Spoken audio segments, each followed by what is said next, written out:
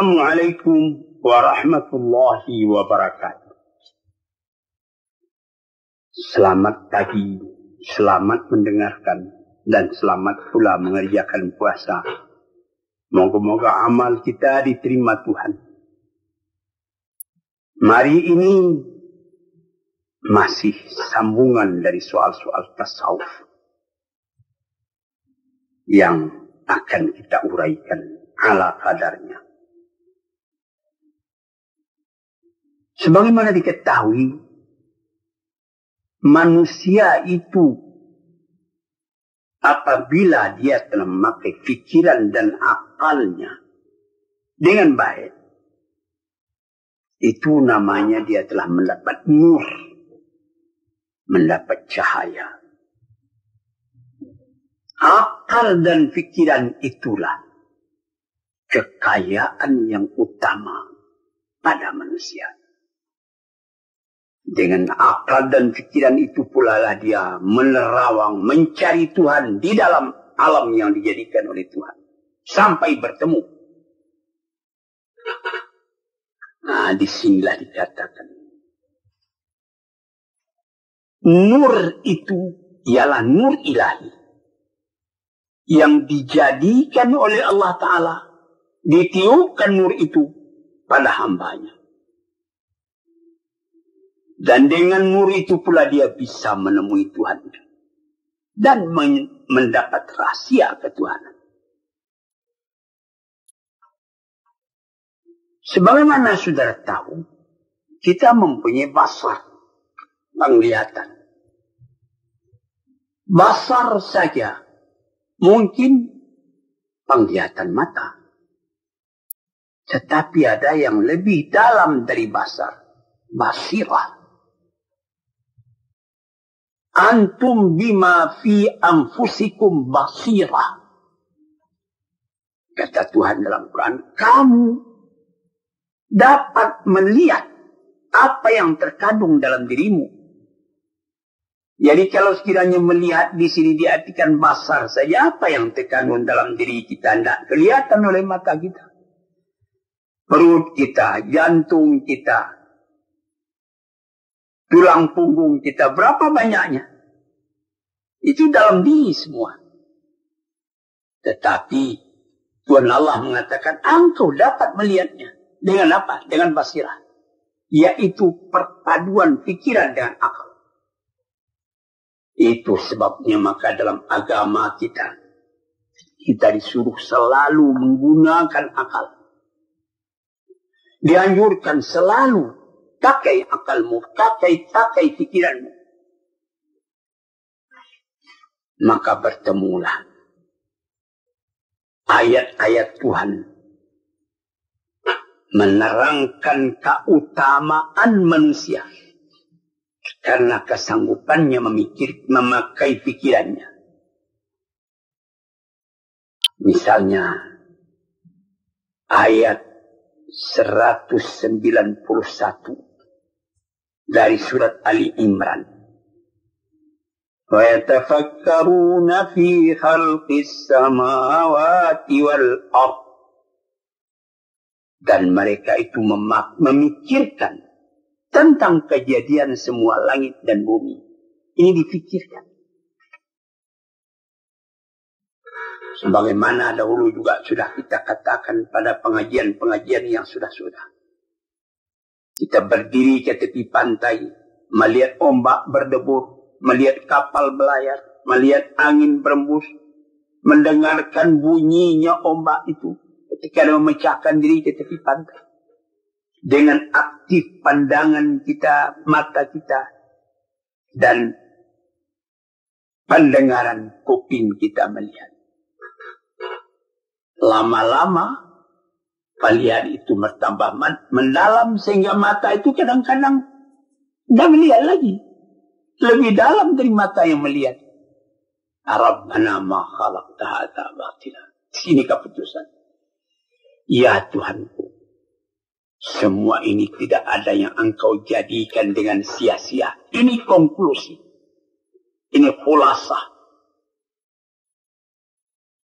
Ini hasil dari penglihatan mata yang diteruskan oleh penglihatan hati.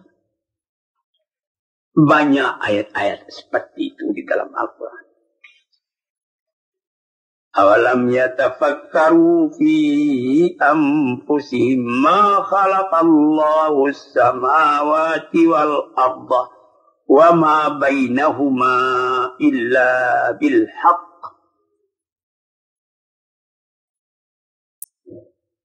Apakah mereka tidak memikirkan ke dalam diri mereka sendiri? Mereka tidaklah Allah Ta'ala menjadikan semua langit itu dan bumi itu, melainkan semuanya dengan kebenaran. Dengan kebenaran artinya bukan serampangan. Rabbana ma khalaqta hadza batila.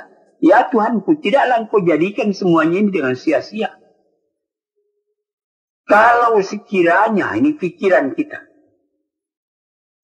langit dan bumi itu dijadikan oleh Allah dengan sia-sia, tentu tidak akan begini jadinya alam ini. Sudah lama hancurnya alam ini.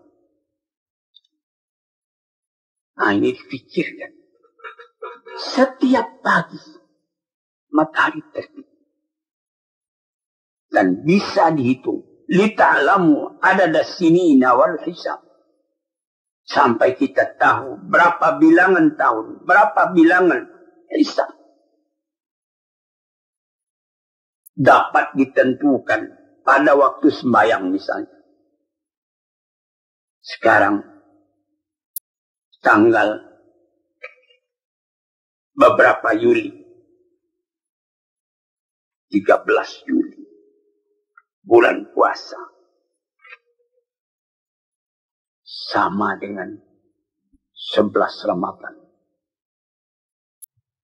Ya, kita mulai puasa pada hari Jumat. Jumat 1 kali dari 8. Sabtu 9. Ahad 10. Senin 11. Sekarang Selasa 12. Itu dapat diketahui. Kalau sekiranya tanggal sekian pada tahun ini memulai puasa, memulai imsak pada pukul 4 lewat 31 atau 32 menit. Nanti mulai puasanya tidak boleh makan lagi sampai sore. Pada pukul 4 lewat 42 menit. Itu dapat diketahui. Tepatnya tiap-tiap tahun. Nah, di sini kita bertanya, apakah perjalanan matahari itu serampangan? Tidak. Sehingga orang dapat mengetahui dengan hisab bahwa 1000 tahun lagi akan terjadi matahari gerhana. Nah, di sini kita berpikir, kalau begitu tidak mungkin, atau di dalam bahasa sifat 20-nya mustahil, bahwa matahari, bulan, dan bumi, dan alam yang dikelilingi itu terjadi begitu saja. Ayahsabul insanu an yutraka sudah. Apakah ada manusia yang menyangka bahwa mereka itu dibiarkan saja dengan tidak semena-mena, tidak ada aturan? Tidak mungkin. Sudah yakin kalau kita ada ilmu pengetahuan bahwa seluruh alam ini diatur semua. Yudabbirul amr, diatur. Mustahil tidak ada pengaturnya. Bertambah hebat peraturan dalam alam ini, bertambah hebat pula kepercayaan kita akan adanya yang mengatur. Jadi Khaliq, pencipta. Alam ini makhluk yang dicipta. Dan kalau dia Khaliq mencipta makhluk yang dicipta, si makhluk tadi mempunyai khalq. mempunyai kejadian peraturan, mempunyai hulu budi pekerti, perangai. Ini kelihatan kalau kita fikirkan. Jadi tuan-tuan yang terhormat, semuanya itu difikirkan, dilihat. Sebagai ayat yang lain lagi, وَكَذَلِكَ يُبَيِّنُ اللَّهُ لَكُمُ الْآيَاتِ لَعَلَّكُمْ تَتَفَكَّرُونَ فِي الدُّنْيَا وَالْآخِرَةِ. Di dalam surat Al-Baqarah 219 sampai 220. Kadzalika yubayyinullahu lakumul ayati la'allakum tatafakkarun. Demikianlah Tuhan Allah menguraikan kepada kamu segala tanda-tanda ayat, tanda-tanda dari kebesarannya, supaya kamu berpikir. Sebab itu datang hadis mengatakan, tafakkaru fi khalqillah. Fikirkan baik-baik bagaimana Allah mencipta. Wala tatafakkaru fi dzati. Jangan engkau pikirkan bagaimana Allah itu. Tinggikah, rendahkah, pendekkah, panjangkah, berkumiskah, berjenggotkah, dan lain-lain sebagainya. Itu nanti bikin kita sendiri jadi gila.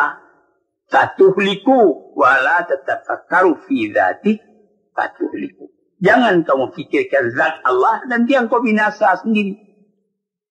Yang engkau cari tidak dapat, nanti rupanya diperiksa kepada psikiater, jiwamu sudah mencong. Pikirkanlah yang alam ini. Segala yang kita lihat, kelihatan indahnya, lebih baik, lebih kalau kita telah berpengetahuan. Dengan ilmu itu, kita sampai kepada iman yang disebut al-ilmu yad'u ilal iman. Pengetahuan itu membawa kita kepada kepercayaan.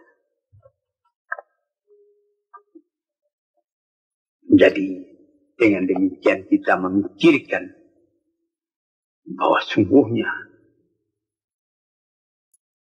segala yang nampak ini adalah latar belakang dari kekuasaan mati.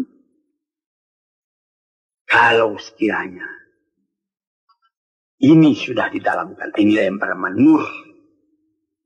Nur yang ditanamkan Tuhan kepada hati kita. Nah, kalau nur ini tidak ada lagi, mata melihat, tapi sama dengan mata lola. Telinga disandang, tapi seperti telinga kuali. Tidak mendasar apa yang dilihat oleh mata kepada apa yang dilihat oleh hati. Itu namanya kita sudah kehilangan nur. Kalau dalam bahasa ungkapan orang tua-tua di Minangkabau, kepadaman suluh. Sudah palap, sudah padam suluh dalam jiwa kita sendiri. Jadi dengan demikian itu, sama sekali nanti menambah kepercayaan kita dan nur dalam jiwa kita. Oh, Tuhan itu satu, sifatnya sempurna. Rasul-rasul yang dikirimnya benar semua. Dan kita percaya tambah lama bahwa kita akan berjumpa dengan Tuhan. Berpikir lagi, kita pun berpikir dunia ini akan habis. Kita sendiri pun akan habis. Yang ada kelihatan sekarang ini cuma fata morgana. Jadi jauh kelihatan seperti air setelah dekati rupanya panas api. Kita nanti timbul keyakinan dengan pikiran tadi bahwa ada hidup yang lebih kekal. Yang apabila kita sudah mati, sesudah mati itu tidak ada mati lagi. Di situ kita mencapai keyakinan bahwa hidup yang kita dapati sekarang ini hidup fana namanya. Nanti setelah menutup mata, baru tercapai hidup baka, kemuliaan sejati. Nah, disinilah disuruh kita melihat itu. Wa min ayatihi an khalaqalakum min anfusikum azwajan litaskunu ilaiha wa ja'ala bainakum mawaddah. Sampai kepada itu juga. Surat yang ke-30, surat Rum ayat 21. Setengah daripada ayat Tuhan itu dijadikannya bagi kamu dari dirimu sendiri akan jadi istrimu. Sesudah orang beristri, litaskunu ilaiha, dia merasa tentram dalam hidup. Wa ja'ala bainakum mawaddatan warahmah. Dijadikan di antara kamu berdua, si laki-laki dan si perempuan setelah dia kawin, mawaddah, cinta, rahmah, kasih sayang. Nah, di sini juga dikatakan di ujungnya, fikir lagi. Inna fi dzalika la ayatin liqaumin yatafakkarun. Yang demikian itu menjadi perhatian, menjadi tanda bahwa Allah Ta'ala itu ada bagi kaum yang berfikir. Maka berfikir yang sahih, berfikir yang benar, ialah yang disokong oleh hidupnya hati. Bukan hati mati. Yang disokong oleh nur, oleh cahaya pandangan batin. Yang menunjukkan betapa teguhnya sifat-sifat kesempurnaan pada Tuhan. Sifat-sifat kesempurnaan, kamal, dan jalal, dan jamal. Pertama sempurna, kamal. Kedua jamal, indah. Ketiga jalal, mulia. Berpadu jadi satu. Itulah sifat Tuhan. Adapun fikir, berfikir tetapi mati hati, mudah pula lah mata basirah. Kosong.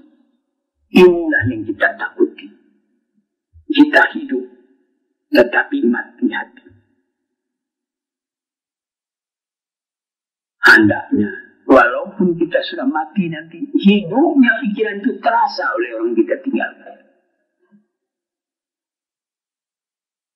Maka hidup hati itu ialah karena pandangan yang jauh, membesarkan Tuhan, dan baiknya iktibar. Tentang iktibar ini nanti, insya Allah pada pengajian kita yang lain, kita uraikan pula sebagai timbalan daripada fikir ialah iktibar. Iktibar ini nanti dalam pengajiannya akan datang. Kita bukakan lagi. Moga-moga puasa kita diterima Tuhan. Assalamualaikum warahmatullahi wabarakatuh. Thank